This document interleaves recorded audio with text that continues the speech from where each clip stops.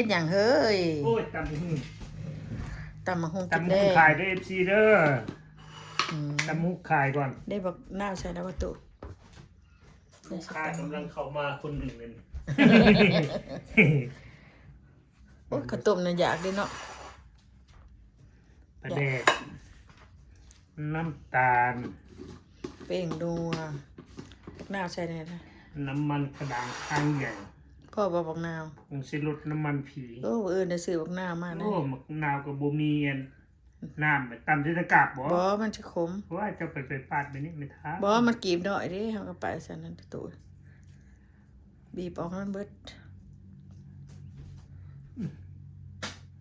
บีบใส่จานนั่นแหละไว้ก่อนตู้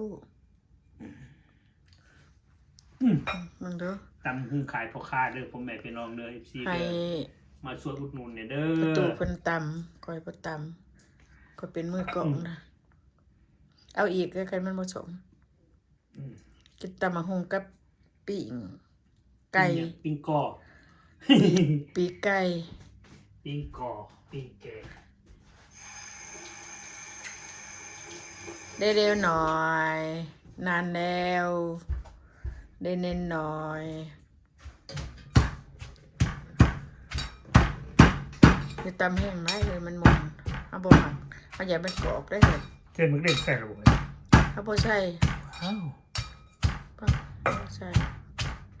เดี๋ยวก็เรียนตู้เย็น ไปตลาดบริซื้อมึงเล่นมาพ่อแม่พี่น้องลืมเลย บ่เป็นหยัง มา ตำยองๆไปนะให้มันอันนั้นสัก อาจจะปากมันไม่ไปเทียงข้างบ่ได้เลยเห็น ช่างเลยตำมุนโผดให้มันน้ำโผด เห็นบอกพ่อแม่พี่น้องไปเทียงข้างบ่ได้เลย ใช่เบ่ได้บ่เปลี่ยนนัว ใส่เลย ก็คือบ่เห็นจังใส่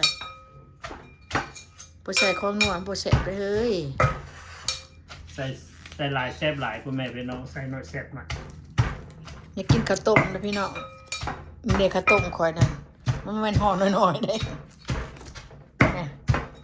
ข้าวต้มใส่ในบักถั่วบ่เฒ่า หึ แม่นในบักถั่วอยู่บ่ตัวนี้ บ่ฮู้เลย เบิ่งไข่เบิ่งก่อนไข่ให้พี่น้องมาอยากนำก่อนโอ้ตัวในบักถั่วแซ่บได้พี่น้องนี่ในบักถั่วบัดสิอันในสวนเจ้าของเองนี่นะ เด้อซิมมึงก่อน เอา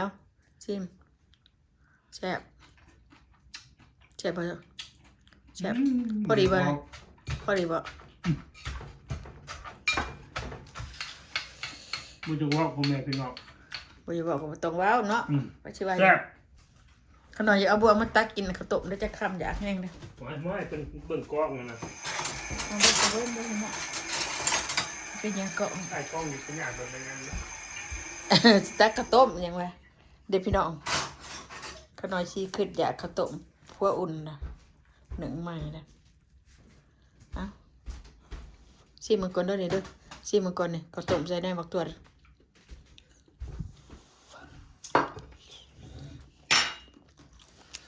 อ้าว ตัวพ่อแม่พี่น้องไปกินน้ำกันเด้อพี่เด้อ อยากข่าวโดนจวบเป็นสถิบเลยอยากข่าวแห้ง เอาก่อน ๆเอาจากคำช่องคำนี่ข้าวต้มมันก็ได้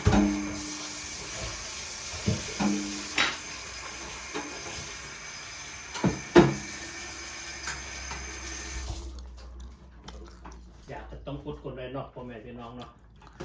ไกลมากนะมันอยากแล้วมันก็ต้องกินก่อนนะข้าวต้มก็ได้ พานาใส่ปีกไก่นะปงเด้อพ่อแม่พี่น้องเด้อ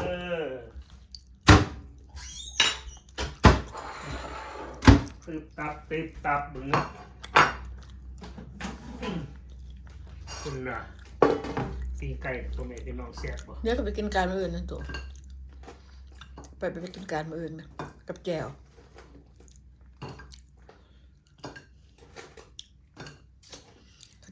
ข้าวต้มตัวนี้บ่ได้ใช้กะทิข้าวต้มธรรมดาตัวใช้กะทิตัวนั้นตัวช่องอันนั้นนะปิ่งเบิดยังบ่ น้าปุ่งบ่เคยเห็นจักเทื่อเลยพ่อแม่พี่น้องเขาเว้านะเห็นว่าปิ้งไก่แซ่บก็เลยเว้านำ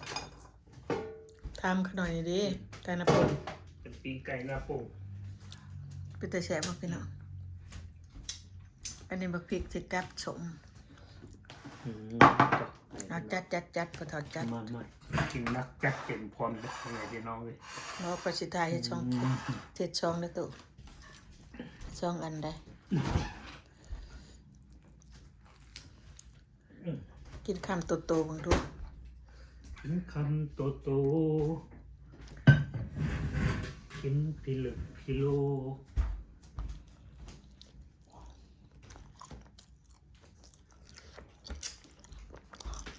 เป็นจังไดแซ่บบ่มึงแซ่บบ่อย่าว้าวมันบ่ ว้าวบ่ได้เด้อเต็มปากเต็มคำพ่อแม่พี่น้อง ก็ดอยยาเขาคนเอาก็ตักกินนั่นน่ะ ตัวของกินมื้อนี้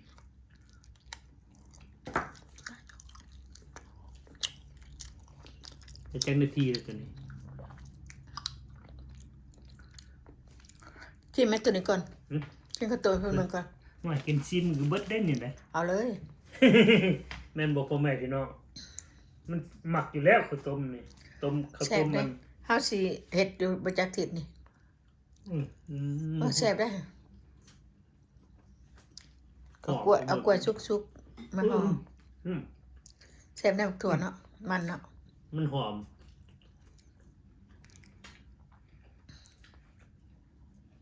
เอาเฮ็ดคำโตๆมันเบิ่งเพิ่นอยากนำแซ่บได้พี่น้องข้าวกระต้มเขานะก็ได้ก็หน่อยบ่ห่ออันน้อยนะห่อ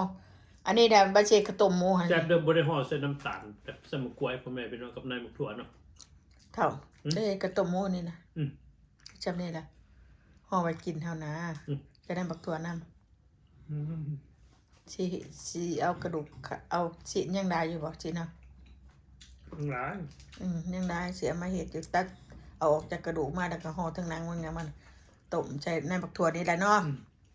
เทไว้กินเท่านี้ห่อไว้ตู้ ถั่ว เย็น ก็ยังกระเปาะหนึ่งหมดเลย นี่อยู่กระดังก็มีอยู่นี่ก็มี ใช่เมียนแล้วก็มันอ่อนกับมาห่อใส่เขาต้องซื้อมะกล้วยอันนั้นเด้อมะกล้วยลากบ้านเฮานะ กวยลาดกวยทะนีออง กล้วยอันนะ กวยทะนีออง อันนะกล้วยลาดบ้านเฮามันแซ่บเลย เบิ่งเนื้อกล้วยลาดบ่แม่นกล้วยเหงาเด้สิเอากล้วยลาดแต่บัดนี้เอาโอเคเอา พอละ เอาจื้อเฮ้ยจังแหงหมด วันนี้เพิ่นกินกระยากนำได้ขอกระยากใช่ ต้องอดใจรอก่อน มันรอบ่ได้ได้ดิมันแดมเห็นไก่ได้บาดนี้กินไก่ได้บาดนี้นะ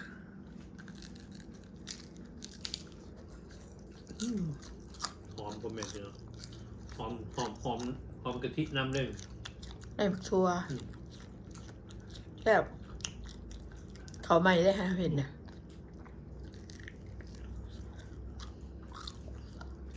เขาว่าปิ้งไก่น้ำป่งแซ่บบัดเมื่อยามนี่สิไปกินปิ้งไก่น้ำป่ง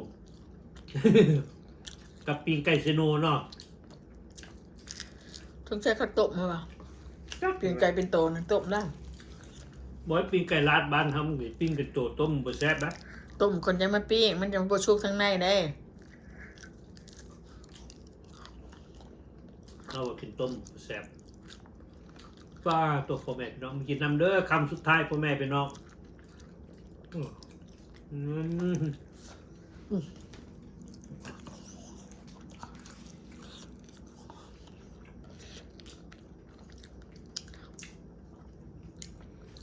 โอเคเด้อพ่อแม่พี่น้องที่ติดตามขอมุกขอบใจ